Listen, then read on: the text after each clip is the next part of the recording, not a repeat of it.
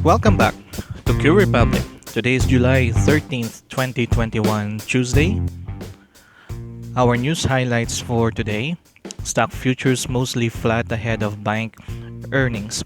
US stock futures were mostly flat on Monday night after the Dow Jones Industrial Average rose to almost 35,000 ahead of the second quarter earnings season for banks, which kick off Tuesday. Investors are turning their attention to banks as they prepare to release their second quarter earnings this week, starting with JP Morgan, who earned 1.4% yesterday, and Goldman Sachs at 2.3%. Banks are expected to double this quarter, following the 138% earnings growth the sector saw in the first quarter. The S&P 500 broadly is expected to produce its strongest earnings growth since the fourth quarter of 2009. In other news, Hong Kong shares jumped nearly 2% as China's June exports beat forecasts. Shares in Asia Pacific were mostly higher in Tuesday trade as investors reacted to the release of China's trade data for June. Hong Kong's Hang Seng Index up by 1.85%. Shanghai Composite rose 0.22%, while the Shenzhen Component shed of 0.206%.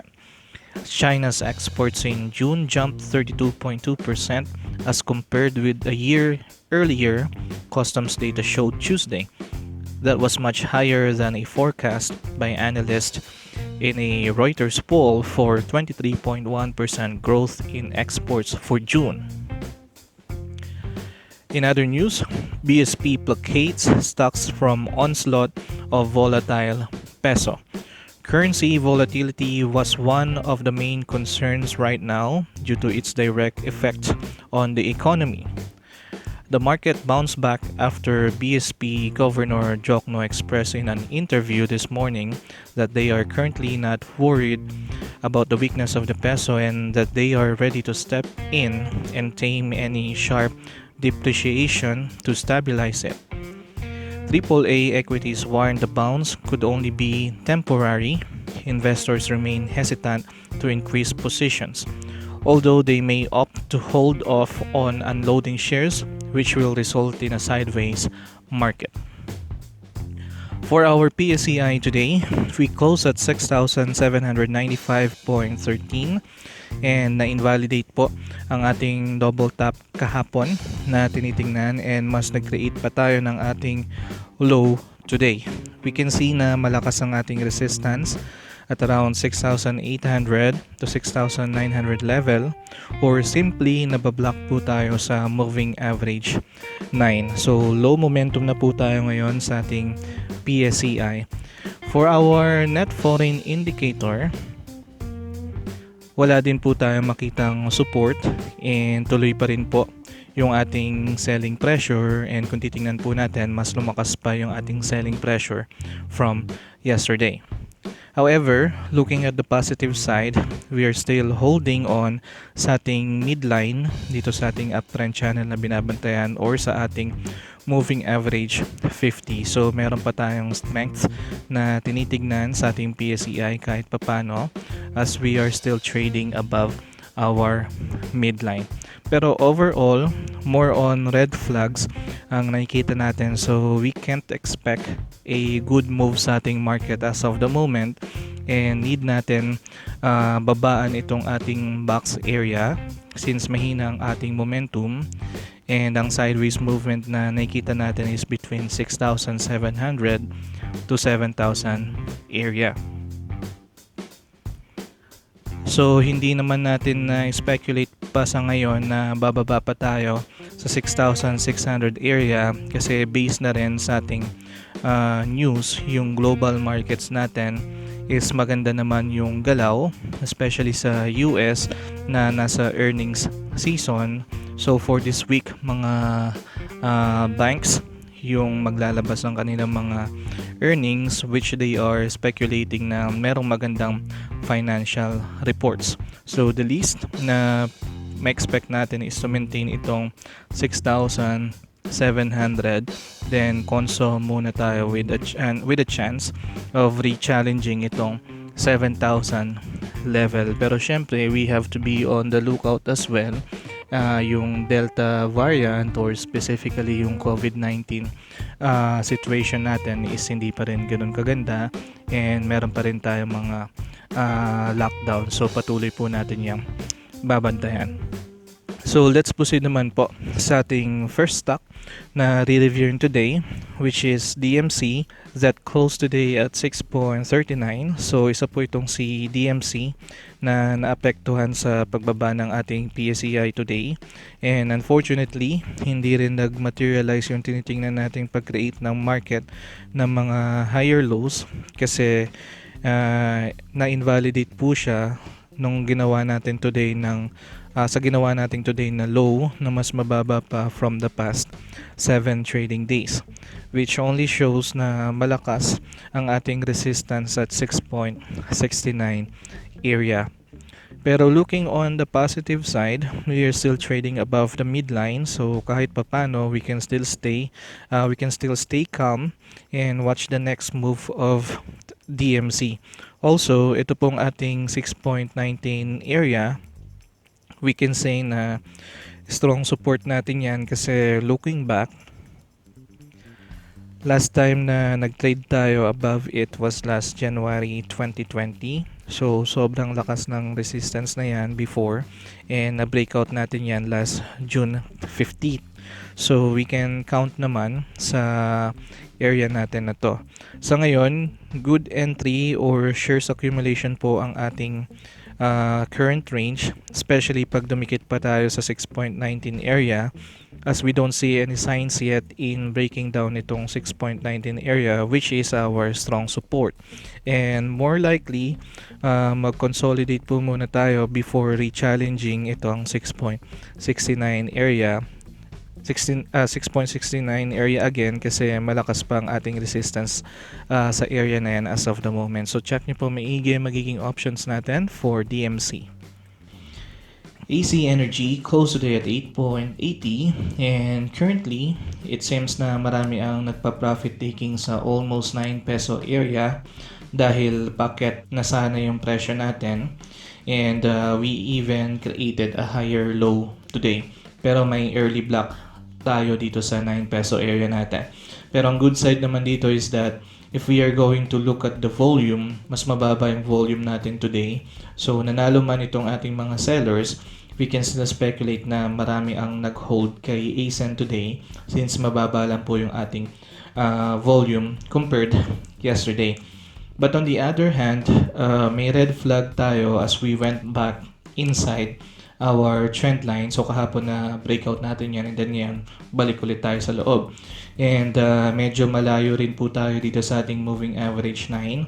So we are looking for a possible continuation ng selling pressure by tomorrow, and we may have low na magta-touch within moving average 9 area. So as of the moment, we can still hold our shares, pero more likely conso muna ulit tayo prior re-challenging itong 9 peso area. So check nyo po maigi magiging options natin for AC Energy.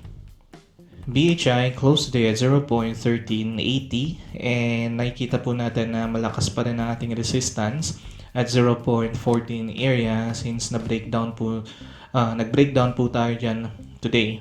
Malaki rin po ang ating volume today, signifying na marami ang nagbenta kay BHI, and hence nanghina po yung ating momentum. Same pattern pa rin po yung tinitingnan natin, yung ating performance last June, kung saan na-block din po tayo sa 0.14 area, then nag-dip pa tayo until moving average 20.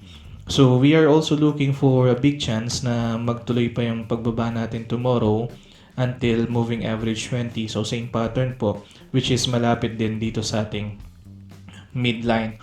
Same with the other stocks that we reviewed, more on or more likely na mag-consolidate po muna tayo dito kay BHI prior re-challenging itong 0.14 area while maintaining itong ating 0.13 area. Yan naman po yung strong support na tinitingnan natin sa kanya. So check nyo po maigi yung magiging options natin for BHI.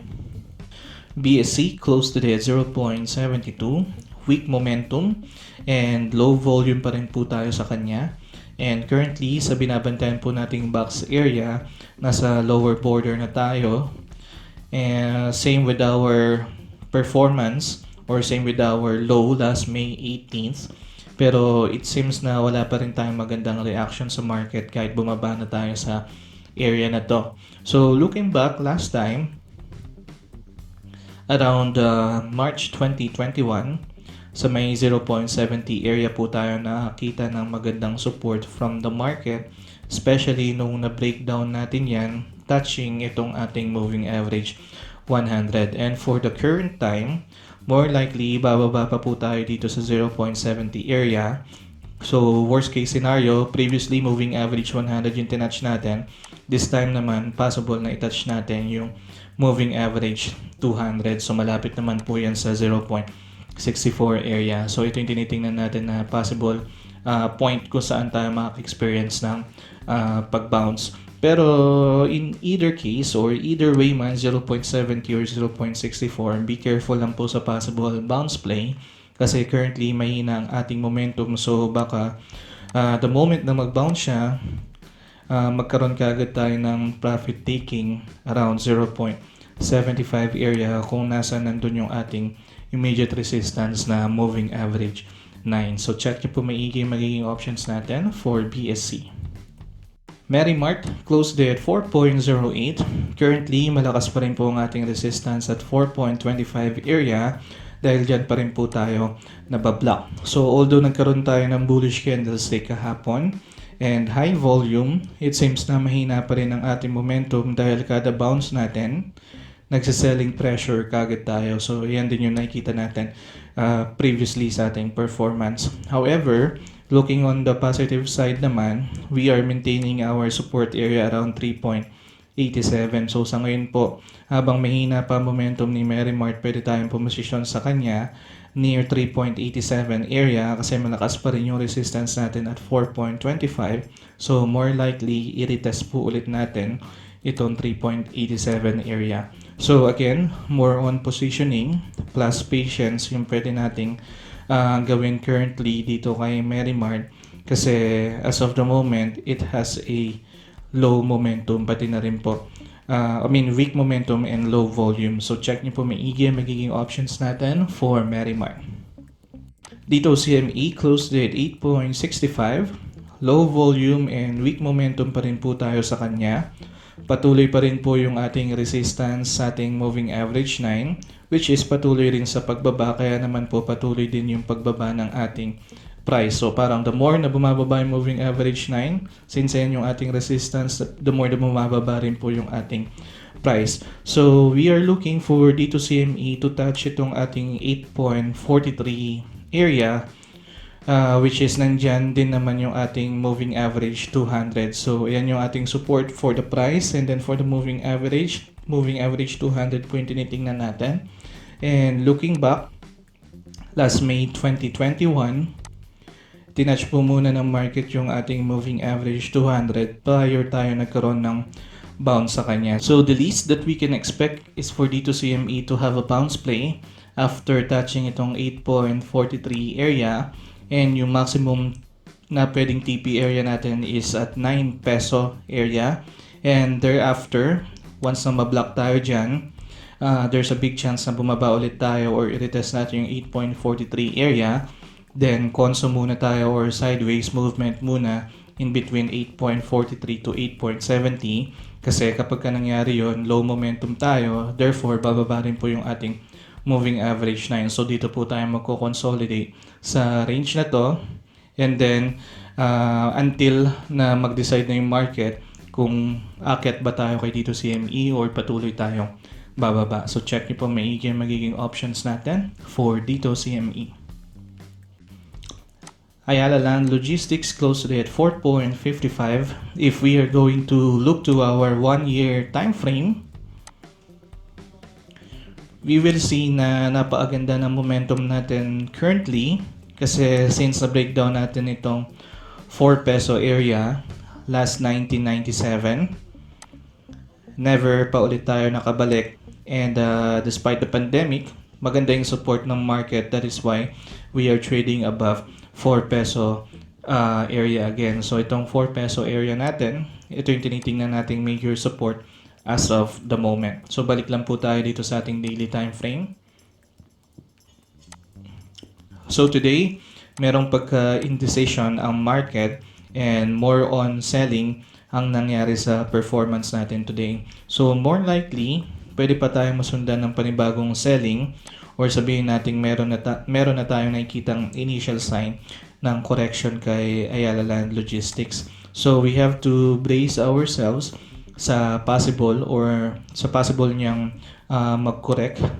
The least is dito sa ating 4.28 area and worst case scenario dito sa ating 4 peso area in the coming trading days kung tuluyan mang mawala yung ating momentum. Pero nakita natin kanina na 4 peso yung ating major support. So if ever man, dyan tayo magandang mag-accumulate ng shares or mag-entry sa kanya. So more on healthy correction naman po yung tinitingnan natin sa kanya since malayo na rin po yung ating price as of the moment dito sa ating moving average 9. So check nyo po maigi ang magiging options natin for Ayala Land Logistics.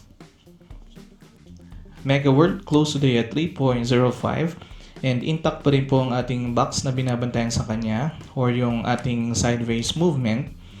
And currently, we are heading down again sa ating lower border around 3 peso area.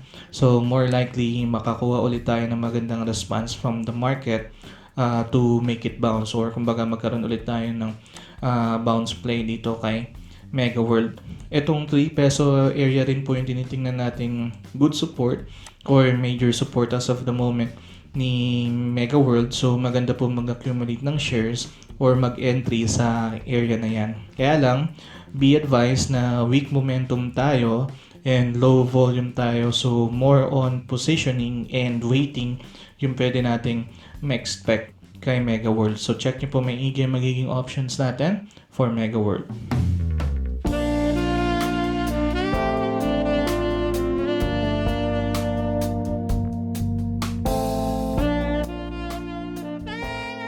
And that's it for today. Kung nagustuhan niyo po itong video na ito, please don't forget to like it and share it as well para mapagbigay insights din po tayo sa iba. And also, kung meron po kayong additional information or thoughts dito sa review na to, comment nyo lang po yan para makatulong din po or makapagbigay information din po tayo sa iba. At sa inyo po na gustong magpa-review ng kanilang mga stocks, comment nyo lang din po yan para maisama po natin sa ating next session. And sa mga bago po nanonood ng video na ito, don't forget to subscribe para lagi po kayo maging updated sa mga bagong videos na nilalabas po natin. Maraming salamat po. I'll see you soon. QRepublic.